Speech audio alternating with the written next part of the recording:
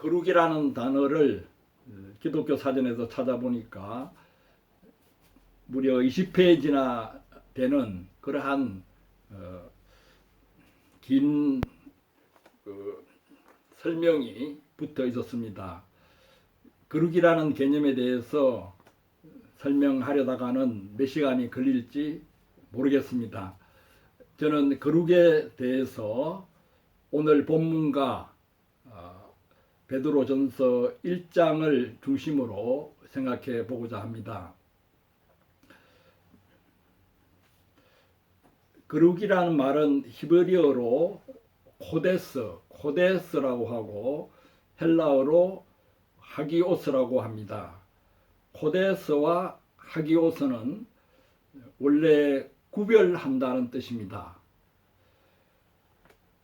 동양에서도 거룩에 해당하는 개념은 바로 예라고 할 수 있습니다. 예절할 때 예. 중국 고전인 예기 해설에 보면은 예는 이라고 되어 있습니다. 이라는 말이 이제 이별할 때 이자인데 분리하다, 구별하다, 떨어져 있다라고 하는 뜻입니다. 하나님께서 우리를 세상에서 불러내시고 소유로 삼으신 것은 세상과 구별된 삶을 살도록 하시기 위함입니다. 세상과 구별되어 있지 않은 상태는 어떤 상태입니까? 오늘 본문 1절에 보면은 악독과 계율과 외식과 시기와 비방하는 말들이 난무하는 상태입니다. 1장 14절에 보면은 이전에 알지 못할 때에 따르던 사욕이라고 했습니다. 여기서 사욕이라고 하는 것은 이기적인 욕망을 뜻합니다. 1장 18절에 보면은 너희 조상의 유전한 망령된 행실이라고 했습니다. 조상의 유전자를 통해서 조상의 핏줄을 통해서 이어져 내려오는 못된 성질과 못된 행동, 습관들을 가리키는 말입니다. 개인적인 경험을 통해서 이루어지는 악습에다가 조상 대대로 내려오는 악습까지 붙어 있으므로 이런 상태에서 빠져나오는 것은 여간 어려운 일이 아닙니다. 일상 용어 중에 죽었다 깨어나도 할 수 없다는 말이 있습니다. 이런 악습에서 벗어난다는 것은 정말 죽었다 깨어나도 불가능한 일처럼 여겨질 때도 있습니다. 그런데 그런 불가능한 일을 하나님께서는 예수 그리스도를 통해서 가능하게 하셨습니다. 1장 19절에 보면은 오직 흠없고 점없는 어린 양 같은 그리스도의 보배로운 피로 그 일이 가능하게 되었습니다. 조상 대대로 내려오는 망령된 행실과 악습과 온갖 더러운 죄를 씻기 위해서는 그리스도에게로 나아가서 그 흠없고 점없는 어린 양 같은 그리스도의 피를 덧입어야 합니다. 조상들과 나의 모든 악습과 죄악을 위해서 그리스도께서 피 흘리신 이 복음을 믿을 때 하나님께서 우리 마음에 성령을 부어 주십니다. 성령은 그리스도의 피를 통해서 우리를 끊임없이 씻어주시는 일을 하십니다. 전에는 죄인 줄 몰랐던 많은 것들이 성령의 빛 가운데 죄로 드러나고 죄로 느끼게 되고 그러한 가운데 죄를 애통하게 하는 그러한 경험을 합니다. 죄가 죄로 드러날 때 우리는 한없는 부끄러움을 느끼며 죄를 고백하게 됩니다. 그때 애통하며 깨어진 우리 마음에 틈을 따라서 틈을 통해서 성령께서 물처럼 흐르셔서 우리의 죄를 씻어 주십니다. 미국 항공 우주국 나사에서 한 번은 화성 사진을 공개한 적이 있습니다. 그 CNN 특집 뉴스를 통해서 그 사진들을 보고 그 사진들에 대한 설명을 들었습니다. 화성 표면에는 물이 휩쓸고 지나간 흔적이 미국의 그랜드 캐년 계곡보다 더 웅장하고 아름답게 펼쳐져 있었습니다. 이전에 물이 있었다는 증거이기도 하고 그 물이 지면 밑으로 스며들어가 있다는 증거이기도 합니다.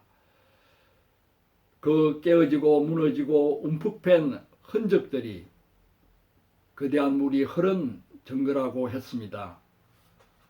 우리 내면에도 그와 같이 성령의 물이 흘러 지나간 흔적들, 흘러 지나간 증거들이 있어야 합니다.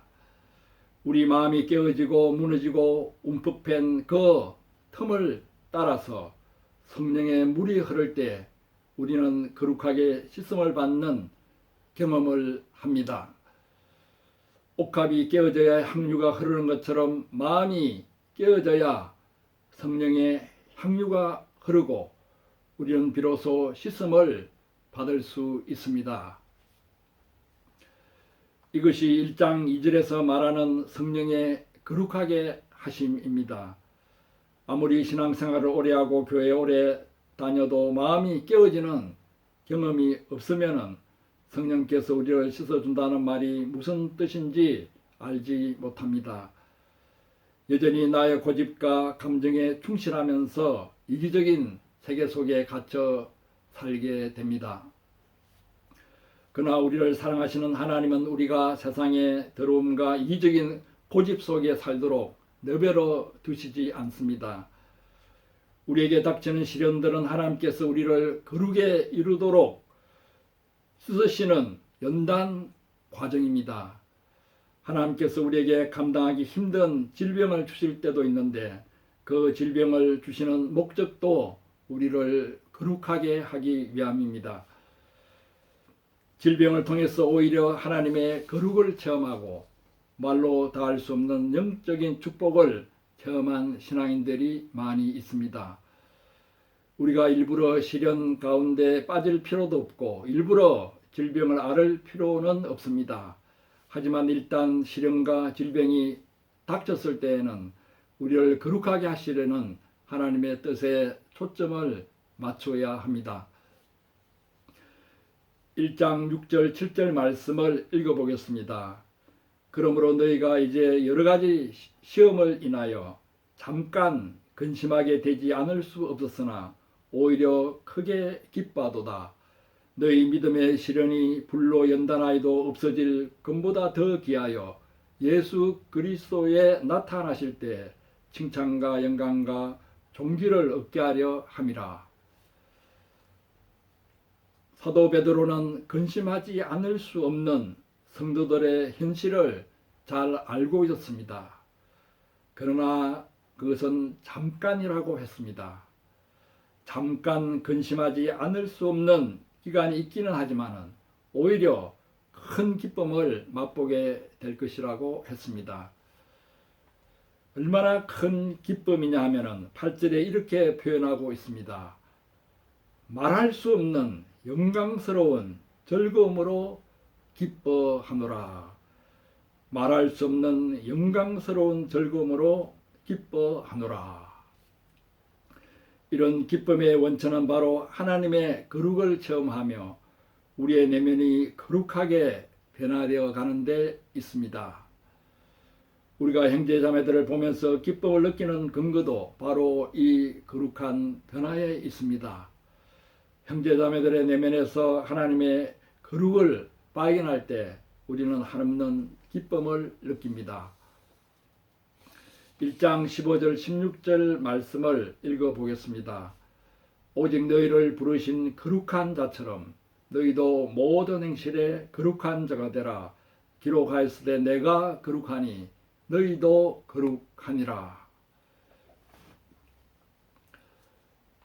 또한 고린도전서 4장 16절 17절 말씀도 읽어보겠습니다. 고린도전서 4장 16절 17절 너희가 하나님의 성전인 것과 하나님의 성령이 너희 안에 거하시는 것을 알지 못하느뇨. 누구든지 하나님의 성전을 더럽히면 하나님이 그 사람을 멸하시리라. 하나님의 성전은 거룩하니 너희도 그러하니라. 우리 안에 거룩한 성령이 거하시기 때문에 우리의 몸은 거룩한 성전이라고 했습니다. 하나님의 성전인 우리의 몸을 세상의 더러운 구정물로 더럽힐 수 없습니다. 음란한 정욕으로 더럽힐 수 없고, 술과 담배로 더럽힐 수 없고, 미움과 악독으로 더럽힐 수 없고, 게으름과 안일로 더럽힐 수 없습니다. 하나님의 성전은 거룩하니 너희도 그러하니라. 이 말씀은 거룩하게 되라는 당위적인 권면이라기보다 하나님의 성전이 거룩한 것처럼 너희도 이미 거룩하게 되었다는 존재론적인 선포입니다. 우리는 이미 예수 그리스도의 피와 성령으로 거룩한 존재가 되었기 때문에 이제는 모든 행실에 거룩한 자가 되어야 한다는 말씀입니다. 계속해서 거룩한 행실로 나아가기 위해서는 어떻게 해야 되겠습니까? 베드로 사도는 오늘 본문 2장 2절에서 갓난 아이들 같이 순전하고 신령한 젖을 사모하라고 했습니다. 갓난 아이들 같이 순전하고 신령한 젖을 사모하라. 갓난 아이가 얼마나 젖을 사모하는가 아이를 키워본 부모들은 잘 알 것입니다. 하도 젖을 사모해서 자주 보채기 때문에 곰으로 만든 가짜 젖을 아이의 입에 물리기도 합니다.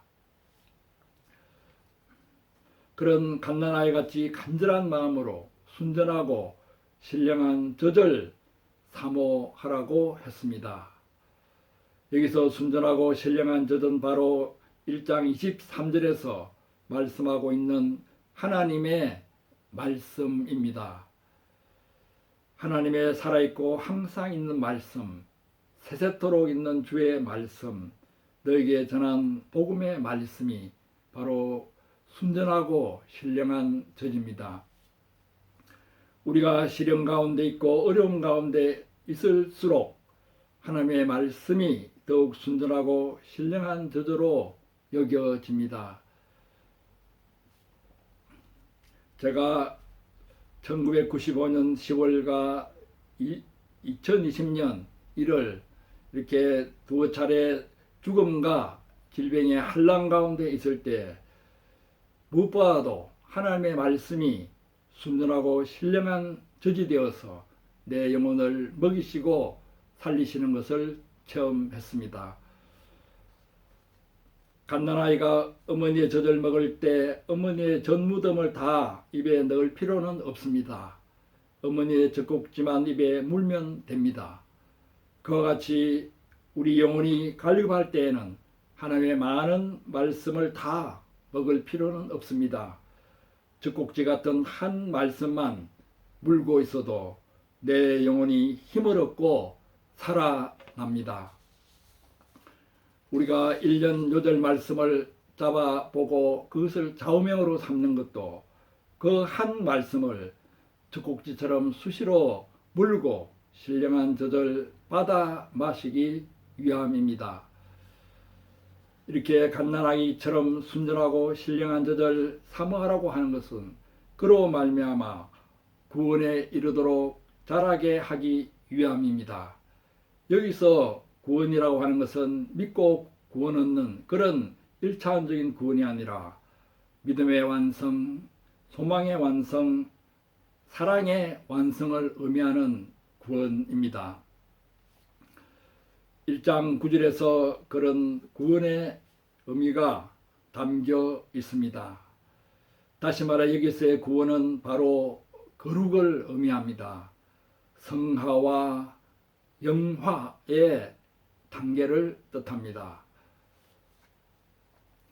3절에서도 너희가 주의 인자심을 맛보았으면 그리하라고 했습니다. 하나님께서 지금까지 우리를 순전하고 신령한 젖을 먹이시고 이만큼 자라게 해주셨습니다. 이렇게 주의 인자심을 맛보았으면 더욱 순전하고 신령한 젖을 사모하는 가운데 거룩한 인격과 거룩한 행실로 자라가야겠습니다. 우리는 세상 사람들과 다르게 생각하고 다르게 살아가야 합니다. 우리는 하나님의 성령이 거하시는 거룩한 성전이요 거룩한 몸이 되었기 때문입니다. 또한 우리는 거룩한 나라가 되었기 때문입니다. 거룩한 나라요. 하나님께서는 아브라함 한 사람을 한 개인으로 보기보다 한 나라로 보셨습니다. 너는 모든 민족의 조상이 되고 모든 민족의 복의 근원이 될 것이다.